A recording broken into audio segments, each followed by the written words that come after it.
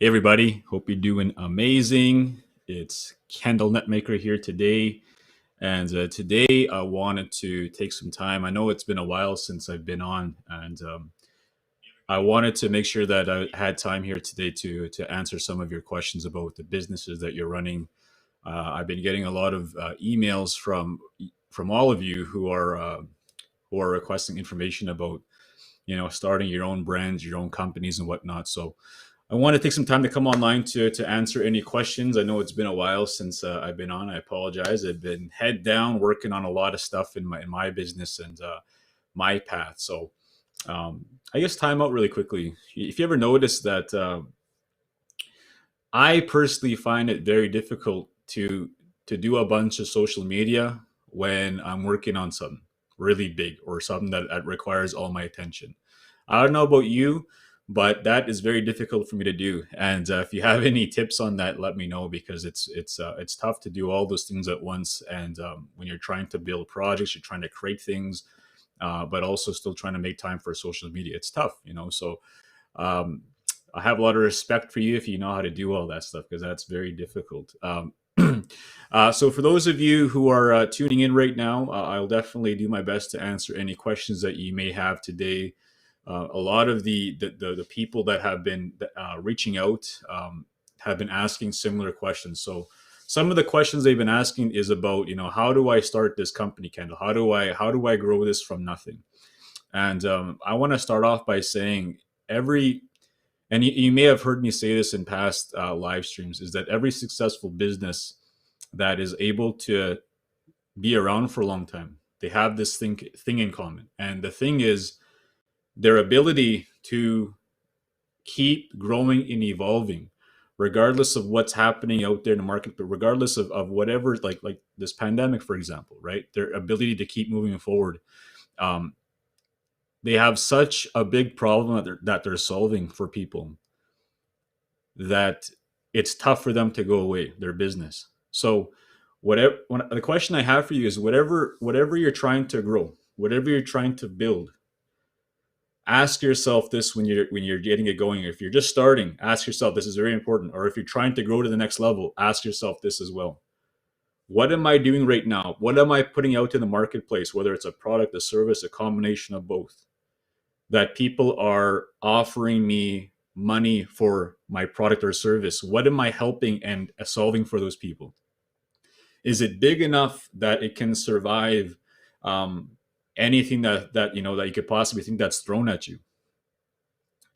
The bigger the problem, the bigger the opportunity. Okay, I would write that down if I were you. The bigger the problem that I solve for people and others, the bigger the opportunity as a business that is for yourself. And so if you have some that maybe there's people that do this. They'll create some and they put it out to the marketplace because they think it's a great idea, but they don't make a lot of sales, and then they run into a marketing problem. Then they have to work on branding that thing so people buy it. If you want to save a lot of those problems, backtrack and ask yourself, is this a big enough problem I'm solving? That could save a lot of time for anyone who's watching right now. So if you out there right now, you have a question about your business, okay, you have a question about your business and the things that you're doing right now, I'd love to answer them right now. I'll take your questions for anyone who's watching right now, whoever's tuning in, and I'd love to help you on your business, your career, whatever it is that you're doing with your time right now. I could tell you, like I said in the beginning here, when I'm working on something, this is my philosophy. I put my head down and I go all the way as far as I can go with that thing. Sometimes it means like I can't do a live stream that week because my head's down and I'm working on something. Like I can't be distracted. Um, and I really feel that is the best way to get things done is when you focus on one thing at a time. A lot of people they put they'll create multiple side hustles, we'll call them, okay? And they'll say, I'm going to do this business here, but I'm going to do it while I'm doing this thing and also this thing and this thing and this thing. And so they do all these different things, but none of them really get far, we'll say, because they have all their attention split up into all these things. So if you want to go far with your career, your life, your business, Find something that you like to do, put your head down, work at it every single day, and make it work for yourself. Find a way to make it work. If you run into a roadblock, find a way around it, find a way through it, over, under, all that type of stuff. Because if you multiply, if you keep splitting up your time into all these different projects that you're doing, whatever that might be, okay, you're going to run into spreading yourself too thin. And what that means is it becomes very difficult for you to put all your time and energy into one thing to make it big. Okay. Okay. So you want to have that mentality. If you want to create something big, you have to put big effort into that one thing. Okay. So I hope that helps. All right. Someone on Facebook is saying, nice setup. Thank you. Thank you. I've been working at it. You could tell, hey, I've been trying to set this thing up. My wife Rachel keeps telling me less is more. So I'm taking less off the back and trying to make it look nicer. Okay. Still working at it. It's a work in progress. Appreciate it. All right. Alex, how you doing, Alex? How do you promote a corporate course outside of outside of email marketing? Alex, what type of course are you offering? Let's start there. And who are you targeting in your email right now? And then we'll go from there. But just generically, if I can answer that, how do you promote your corporate course outside of the outside of email marketing? If you have a corporate course, so think of how you have to get into the minds of how corporations think that you're targeting. Okay. So the people that you're targeting, you have to go into the minds of, you have to think like them. And so the way that you think like them is you have to put yourself in their shoes. What would they be looking for? Okay. How do they think? How do they manage their time? So if it's CEOs that you're talking about and you're trying to get to them in the corporations, how do they think? Well, are they on Facebook? Most of them probably aren't putting out our times. But Alex, you know where they are? LinkedIn. Guaranteed 75% or more of them are on LinkedIn rather than Facebook. So go put your time onto LinkedIn. Get a premium membership. Do some targeting. Use the sales navigator. Target those people. Send them direct in messages, okay, about what it is that you're trying to do. But don't come off. When you email someone for the first time, do not try to sell them right off the hop. It's very, very, very, I'll say disrespectful. Okay, don't do that. Don't. Whenever you get a chance, you want to know that person first. Okay, I've made this mistake in the past. I tried to sell people right away on whatever product I had. I didn't even know who they were. Okay, it's disrespectful, and I learned that the hard way. So when you go and you're using LinkedIn and you're trying to target people, you want to create a script that's getting them interested into asking you you want to write a script that creates a reply from them. So if you say something to them and there's a question at the end of it and they reply to you, they just told you they're interested without saying it. So now the door's open to start a conversation. The conversation can lead to on the phone. I always recommend to people that when you're trying to build a relationship for the first time and you're trying to grow something and your price point is a little higher than most things that you see on a store shelf, build a conversation, build rapport, okay? Build that I like you. I like the way you think. I want to learn more. That's what you want them thinking. After that, you set up a short call with them. I recommend Zoom, just like this. Do a Zoom call. And on the call, you educate, you help them, you tell them how you can help them and so on. And at the end, you do a simple sales pitch and you ask for an order.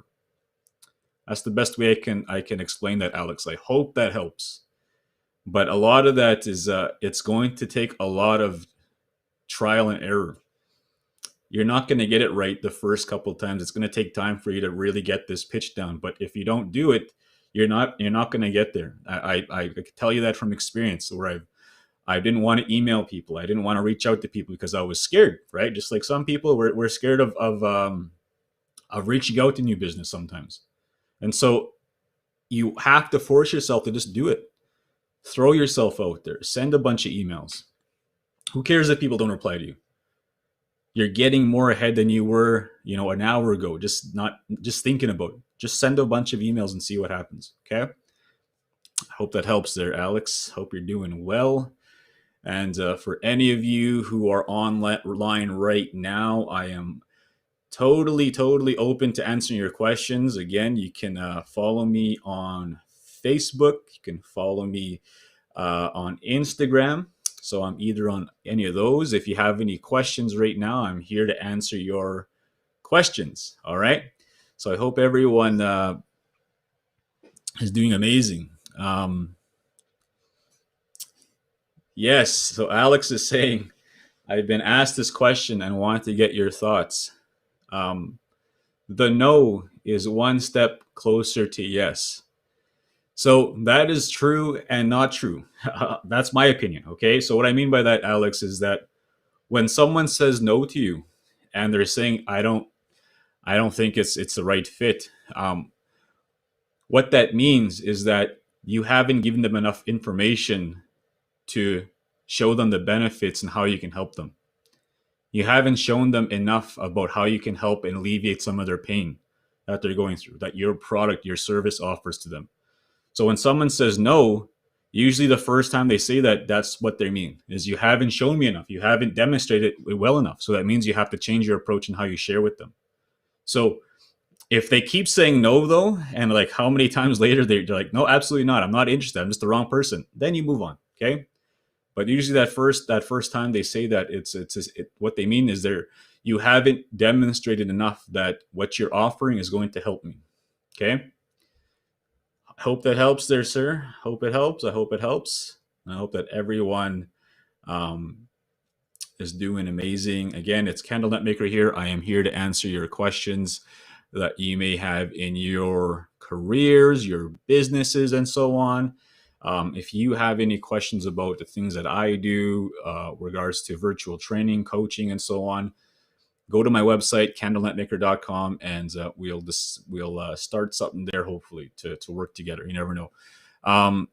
Again, so today we're focused on answering your questions about business and your career paths. We started off by talking about how important it is whatever it is that you're trying to grow. Okay, there's going to come a time when you're going to have to jump in with both feet. Okay, if you don't give it 100% attention, it's not going to go from side business to a full-time business, and there's a risk factor you're going to have to face. Okay, I know there's a few people that I work with right now that are experiencing that right now, where they have this side business that they've been working on, but they work a full-time job or they're doing this other thing, and they're having a hard time making that jump. All right, I'm going to tell you, the jump is not comfortable. The jump is, you don't know how you're going to pay rent, but you have this business you've grown already, and you're going to find a way to make that business help you pay your rent, right? Things like that. That's a tough jump for a lot of people. So a lot of people, they don't get into business or they don't create things from scratch because they're so used to getting a paycheck already that that's so comfortable for them. Entrepreneurship in business and so on, investing is uncomfortable. So most people don't want to leave their comfort zone to get into the uncomfortable place. So that's why they don't do that kind of stuff. That's why they don't get into business. I was really lucky when I got into business. I was already a broke university student. I had nothing else to lose financially. So I took those opportunities in front of me. I entered business competitions, business planning competitions. I had to learn how to do a business pitch. Didn't know what I was doing. Again, I was a full-time education student studying to become a teacher. I still have a teaching degree. So I'm a teacher who turned business person. You don't need a business degree to start a business, but you have to have a drive within yourself to want to learn, to want to grow. And that's when I took it upon myself to go to learn. And I went to 10 workshops. I took courses. I read a lot of books. I got mentorship and so on. A lot of things happened from that. A lot of things for free. Google, YouTube. I learned a lot from those as well. And so you just keep showing up. You keep trying to make things work for yourself. You keep trying. You keep trying. It's going to be lonely. A lot of nights you're going to be up late at night by yourself working at this. Okay, that's just the way it is. It's a lonely road, and a lot of people are they need people around them, right? As comfort to to keep them going. You know, some people are different. That's just the way it is. Like, I don't know why that is, but that's just the way it is. Some of you who are watching this right now can say that you can stay up really at night or wake up in the morning and work at something really effectively by yourself. You're okay to be by yourself. You're okay to be in that room by yourself working at something. It gives you a rush. It gives you a sense of excitement.